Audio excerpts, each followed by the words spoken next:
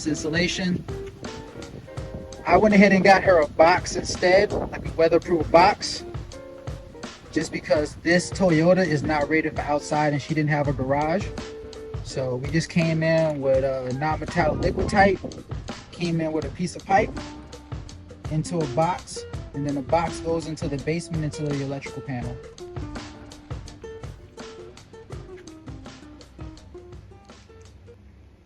So, you know, this is just something that's going to keep her. She can actually store the cables in here. She's got a lock box just in case she has some kids come around. And then there you go.